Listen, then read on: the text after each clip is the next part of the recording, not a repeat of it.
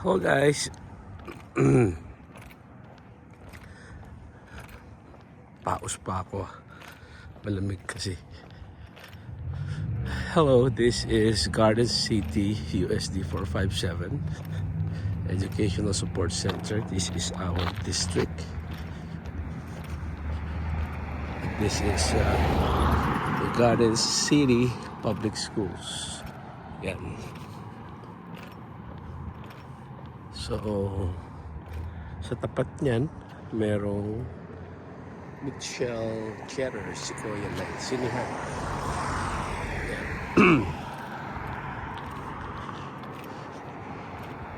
So, nandyan ang aming superintendent. At kung kayo ay mag-a-apply as public school teacher, yan, dyan kayo mag-a-apply. So, samahan niyo ako from our school's district. Uwi tayo ng bahay. So, quick tour kung gaano kalayo itong district namin sa aming bahay. Tara, samahan niyo ako para makita niyo na rin ang itsura ng lugar dito sa Garden City.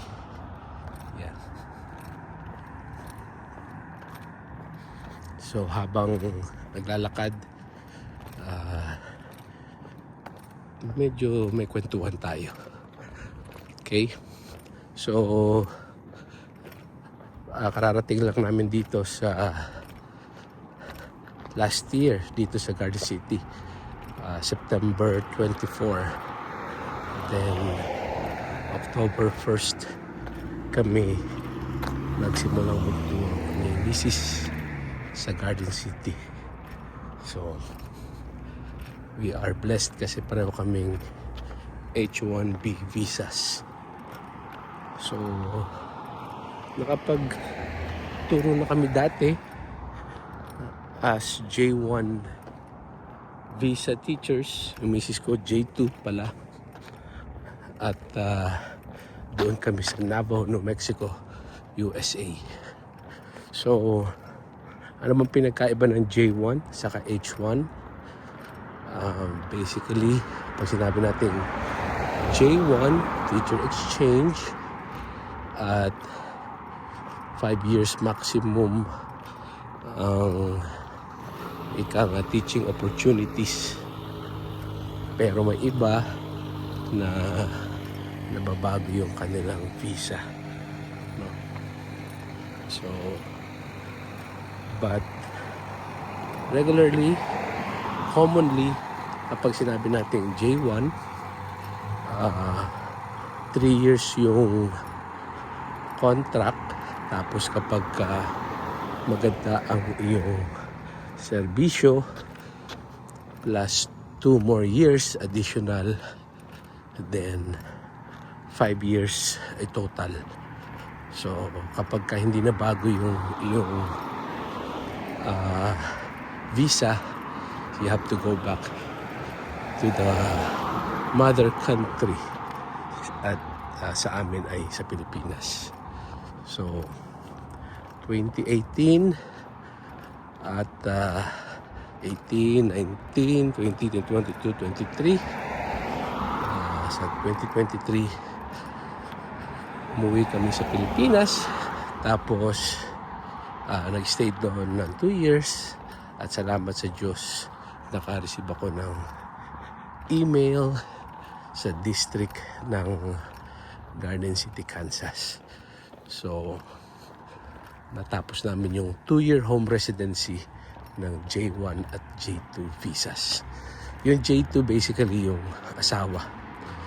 Ang tawag sa visa ng asawa ng J1 ay J2. Tapos mapalad din kami at nagkaroon kami ng H1B visas. Ito naman ay working visas. So hanggat meron kang offer ayos ang iyong pagtrabaho hanggat kailangan ka ng district. You can work and you can stay dito sa US at hindi mo na kailangan pang bumalik sa mother country mo gaya ng sa J1 visas. Okay. So, dahil may experience na kami sa Navajo, New Mexico, hindi maiiwasan na mayroong comparison. At sa mga nangangarap na makapagturo dito sa USA, ay makinig ng mabuti sapagkat maaari may matutunan kayo sa papanoorin ninyo. Advisable ko kung kayo ay dalaga, kung kayo ay bago pa lang mag-asawa, no? Wala pa kayong anak, o kaya kung may anak na kayo, at ito ay school age na, yan. At ang pinaka-goal ninyo ay makaipon, I would suggest na subukan ninyo yung J1 sa mga reasons na nabanggit, no? Makakaipon kayo lalong-lalo na kung kayo ay mag-apply doon sa dati kong school, which is Navajo, New Mexico, isang reservation area na kung saan ay free yung housing, utilities. So, malaking tipid. Bigyan ko po kayo ng halimbawa. Dito po ngayon sa Garden City, ang inuupahan namin ay isa sa pinakamura na rent ng house, $795. Yung iba, 900 plus, yung iba 1,000 plus. Depende sa location, depende dun sa laki ng bahay. Yan, yung mga bahay dito. So, 795, yung example na lang namin. 795 plus yung kuryente, 100 plus, isa 140, pag winter 180. So i-average na natin ng 150. Yung 795 gawin na natin 800 para madaling computing. So 800 plus 150, 950 na, plus yung tubig. So sabihin na natin approximately natin mga 1,000 yung ginagastos namin sa utility sa kasabahay. So doon sa Navajo, New Mexico, wala yun. So imagine mo kung 5 years kayo na titira sa reservation area, 60 months, makatipid kayo ng 1,000. Sa loob ng 5 years, may savings kayo na 60,000. Savings pa lang yun. Wala pa yung sahod ninyo. So, kaya nga sinasabi ko, kung ang goal ninyo ay mag-ipon at kaya ninyo ang kalungkutan sa reservation area, hindi kayo gala, talagang naka-stick kayo sa plan na makapag-ipon, doon kayo sa reservation area. Imagine niyo free housing, 1,000 na lamang. That's 60,000 na dadalhin mo sa Pilipinas. Okay? Samantalang dito, umabot mo kami ng 10 taon dito. Hindi kami makakatipid ng 1,000. Samantalang kung free ang housing, utilities, that's sabihin na natin $1,000. Kung ika nga pa 5 years, $60,000 din yun. Diba? Laki. So yun po, no? Kung may mga tanong kayo, message nyo lang ako. At kung kaya kong sagutin, sasagutin ko. Ay, siya nga pala. Yung lugar na yun ay bahay ni Pastor. Ayun, nandun. May bahay ng Pastor dito. Pastor Jonathan.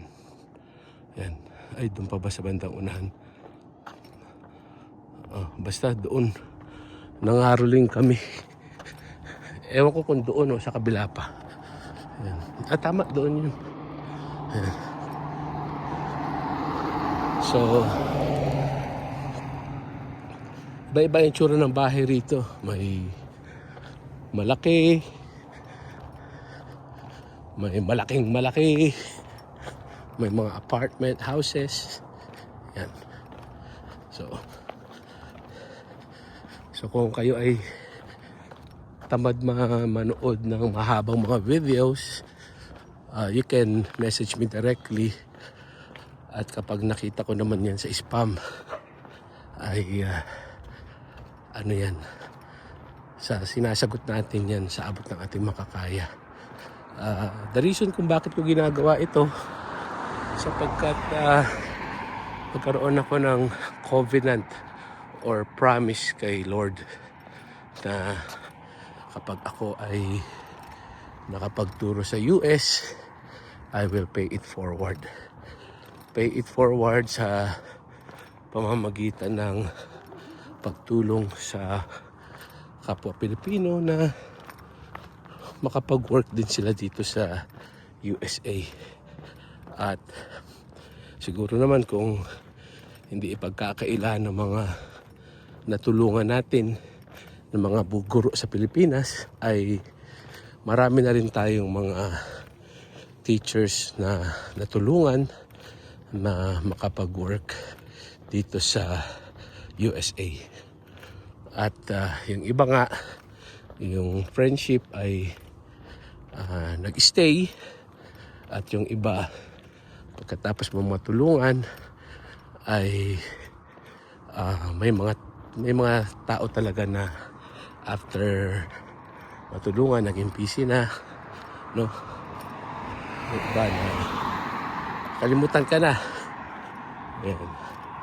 Nagkaroon ng boyfriend, nagpakasal, nagkaanak. Nakalimutan na yung personal dahilan niya paano siya nakapunta sa USA. Pero ganyan talaga ang buhay. Pagtutulong tayo ay do not expect anything in return. Nasasabi ko lang ito sapagkat tayo ay tao lamang. At kung tayo ay mapabash, okay lang sa akin yan sapagkat hindi natin mapiplease lahat ng mga nanonood sa atin. Maaaring sabihin, tutulong ka pala, susumbat mo rin. Hindi ito panunumbat, no? We will not name names here. Sinasabi ko lang yung experience natin, no? Minsan maganda rin ilabas natin yung mga saloobin natin, kasi pag kinikim-kim natin, nagiging cause ito ng cancer. So, at kung kayo naman ay wala naman kayong masamang intention, ika nga, pwede nyo sabihin yung saloobin ninyo. At kapag kayo ay nasa social media, do not expect everyone will agree to you. Ayan, so yun, nakita ko, kinawayan ko kasi yung kanyang plaka may US saka may flag ng Philippines. So kinawayan natin. So dito merong ano, Kennedy Middle School. Ayan. Kenneth, ano yan? KKMS. Muntik nang maging KJMS mo na yan. Muntik na.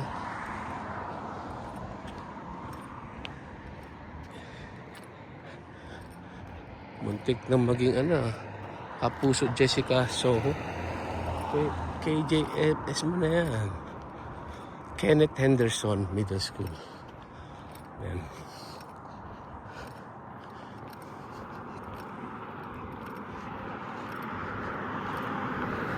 So ito ang Garden City. Ayun, makikita nyo yung malaking mga tangke. So far 4 na malaking tangke ang nakita ko na yan. May brown, may blue. Ayan. So ito ang itsura ng ibang part ng Garden City. Ayan. Alam nyo ba, nung ako ay nasa Pilipinas, nag-YouTube din ako kung anong itsura ng Garden City. So, pinapanood ko yung video, tapos yung lalaki na nakasakay sa sakyan, tinutur niya yung mga audience niya, viewers niya sa Garden City. Yun, nakita ko yung spot na yun. Natuwa ako at nagpasalamat ako sa Diyos.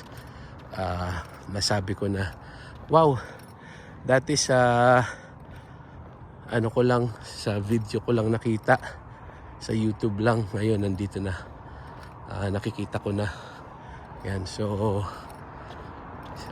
itong video ko na ito, definitely it will not have million views kasi ang mga maaring mag-search lamang ng mga videos na ito, yung mga teachers na gustong makita ang Garden City, Kansas. Mga friends ko na alert sila na mayroon akong pinost na bagong videos, o kaya pag sinare ko ito sa Facebook, so makita nila kung ano yung itsura ng workplace ko. Ayan. So yun ang ating yun ang ating ginagawa. Share tayo kahit iilan lang ang manood.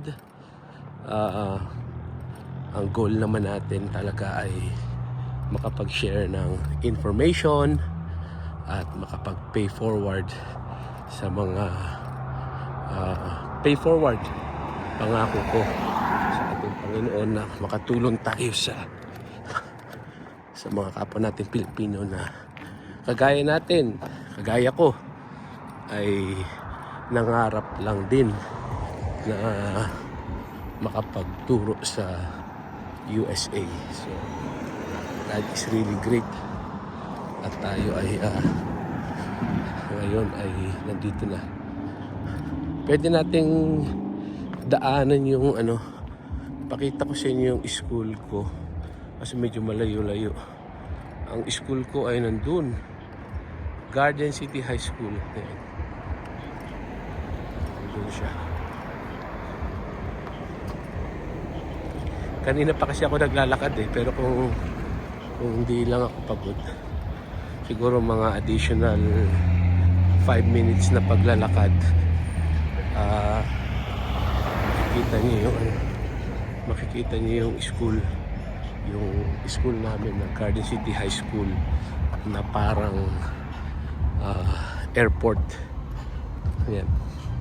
So gusto ko nga din videohan yun at i-vlog. Napakalaki kasi ng school, kaya kailangan kapag binidyo ko yun, yung paalam muna ako sa principal ko, tapos Hindi camera itong gagamitin ko, siguro yung 360 Insta 360 para pa naglalakad. Mas maganda yung quality, mas magandang tignan, panoorin, I mean. So ito tayo, may mga Bible Christian,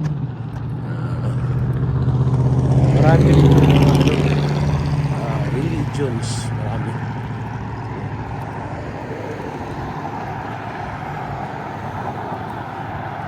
Maraming mga churches dito. So ito, ayun yung sinasabi ko sa inyo, yung tangke. Yung kanina brown, ayun naman ay blue.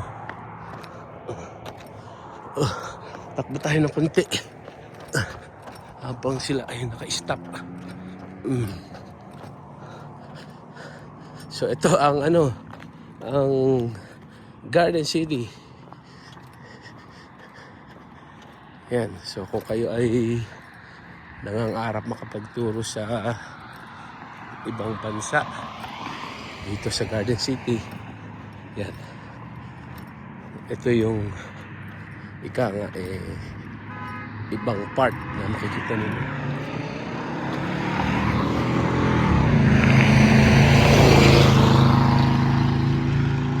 Are they racing?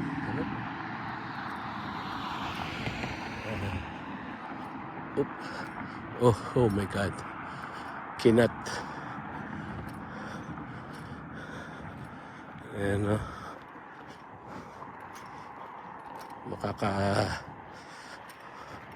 ano pa tayo rito, witness pa tayo ng road rage. So from right, pumunta ng left yung driver without without making a sign. Nagamit pa evidence ng ating video. Yan, kung nagkabanggaan. Dito, bibihira lang kayo makakarinig ng busina. Kaya pagka basically may nagbusina, ang instinct ay mayroong problema. So bibihira lang kayo makakarinig ng busina dito.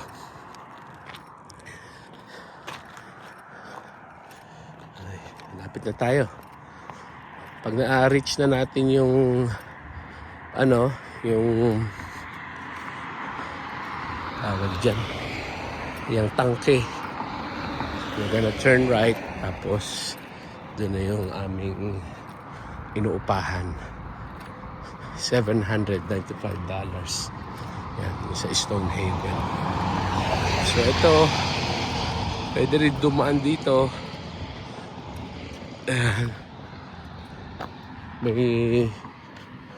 Meron ding yan, may labasan din doon.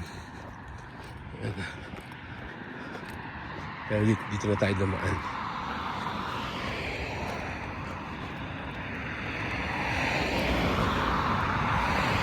Happy New Year nga pala.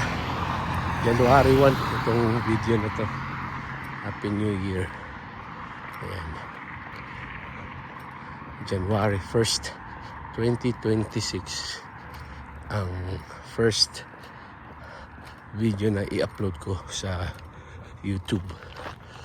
Ayan. Hindi ko na rin to masyadong ine-edit. Usually kapag nanonood ako ng videos, kapag interesting yung sinasabi ng nagvi-video, then I listen. Pero kapag hindi naman, kagaya siguro ng ginagawa ko, ina-fast forward ko na yung video. Yan, para makita ko yung halimbawa, gusto ko makita yung bahay na nagsasalita at may idea na ako sa area, ina-fast forward ko na.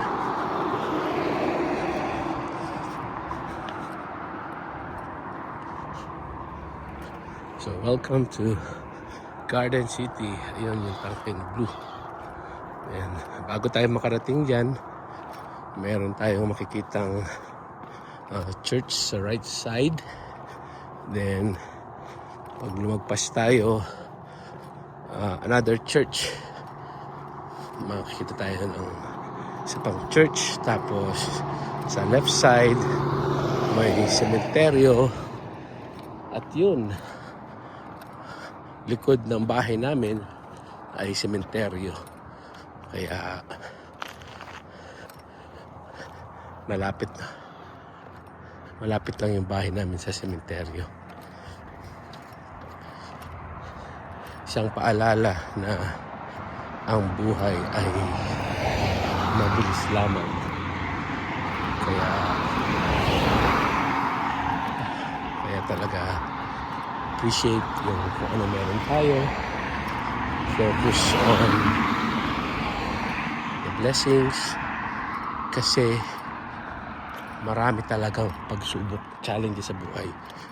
At halimbawa tayo naglalakad dito, nakakita tayo ng mga magagandang bahay at ninais natin na sana tayo rin ay merong magandang bahay, magandang kotse, merong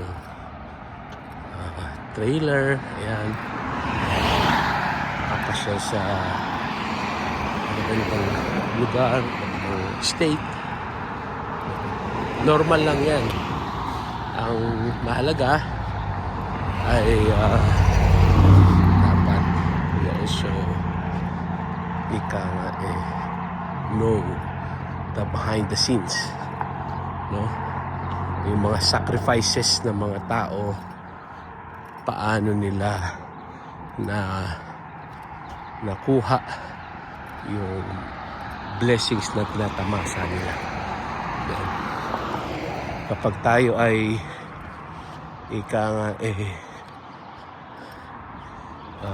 pinapasukan ng inggit sa katawan,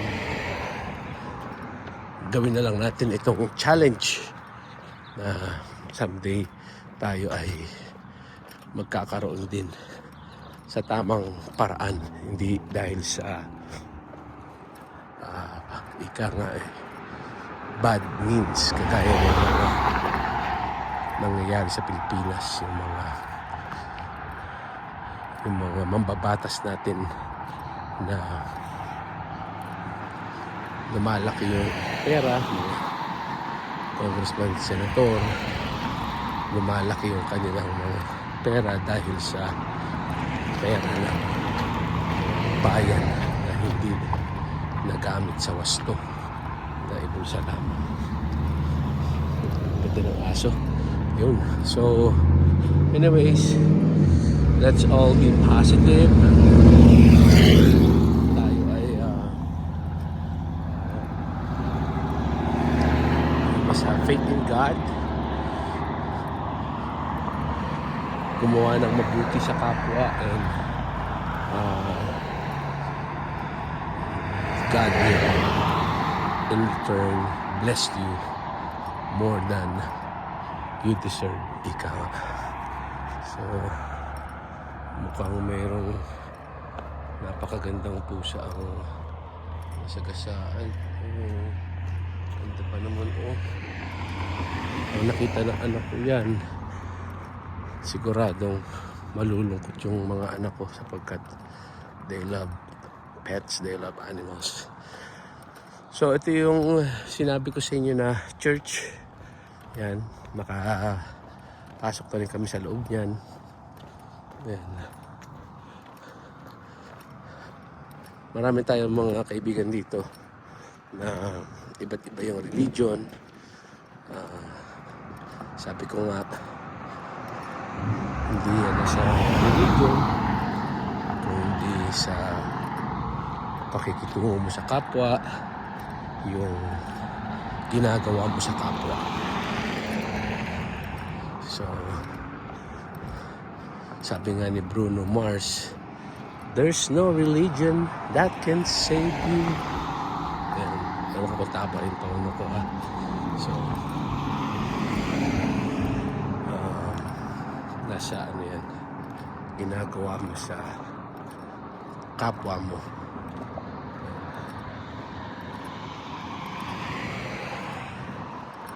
Malapit na tayo. Malapit na akong gumapang. So ito, may mga bahay na walang mga gate. Ayan, oh.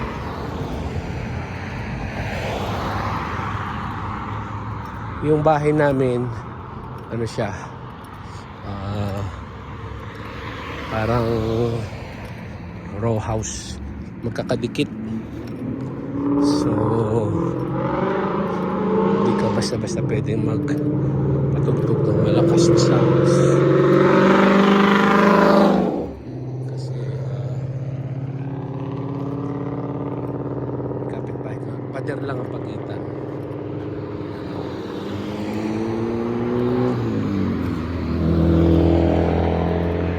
4 days na lang may pasok na uli, so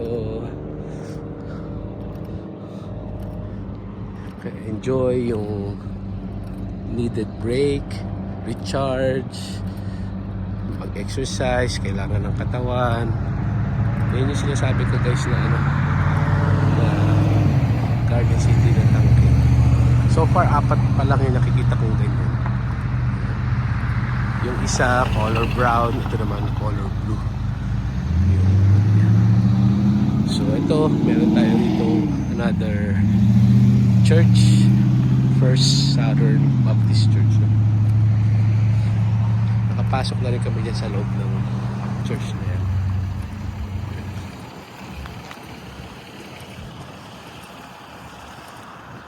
Oh, what did I say?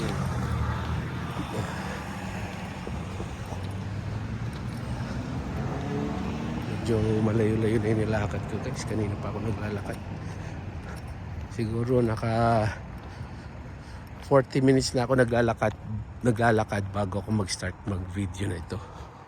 So now nakaka 32 minutes na tayo. So dyan, yan, pagka maganda yung panahon, hindi masyado malamig, dyan kami nagpa-basketball. Yan. Malapit na tayo guys. Malapit na manginig yung aking tuhod. So sana may natutunan kayo kahit paano. At don't forget to like or share. PM me sa Facebook ko. Hindi naman ang pangalan ko sa Facebook, Jason Timtiman. And kung may mga tanong kayo, let me know. Paano ako nakapunta, yung unang punta ko ay meron tayong agency, yung Teach USA. Yung may-ari nun si Ma'am Gemma Hilutin, friend natin yan, at hanggang ngayon tinutulungan pa rin tayo. Then yung second, with the help of Ma'am Gemma, yung Teach USA agency, nakita natin itong Garden City, Kansas, kaya nakapag-apply tayo, no? So God is really great. Tayo ay natanggap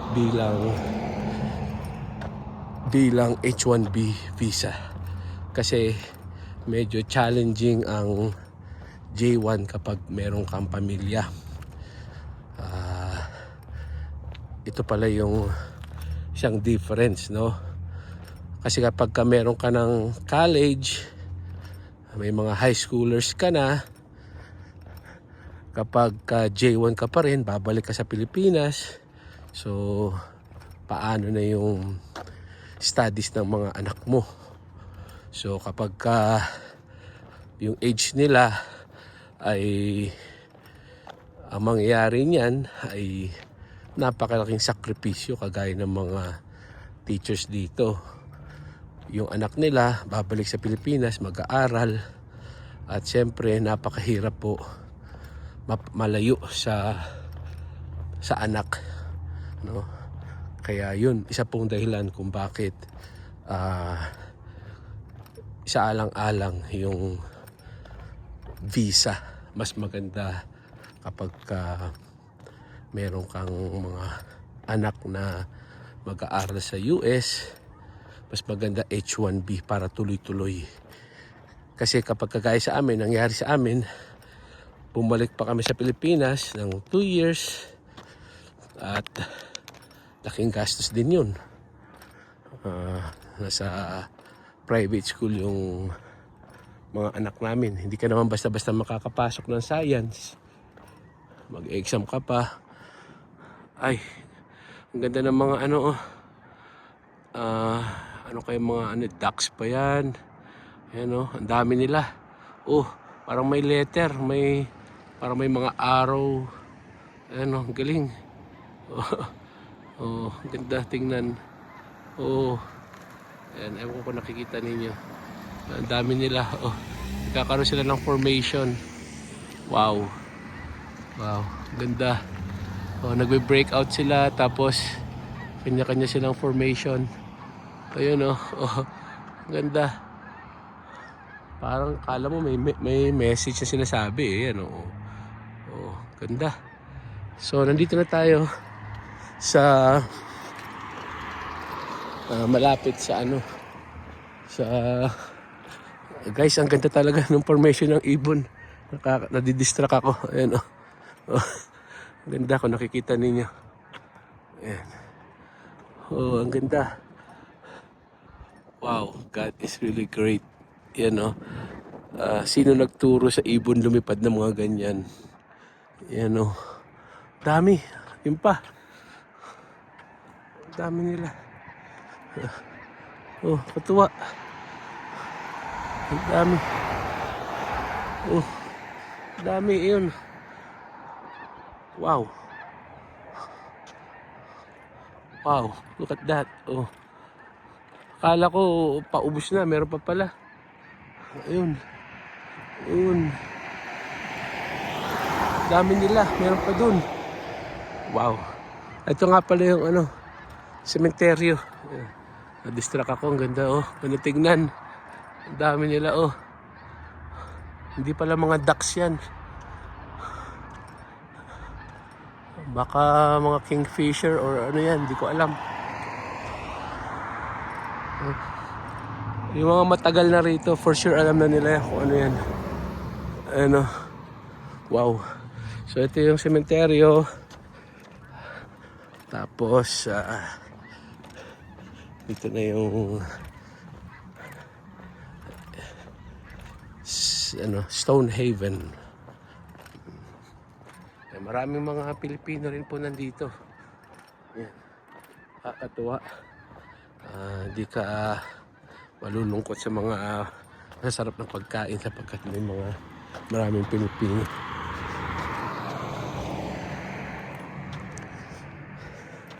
Magagaling magluto.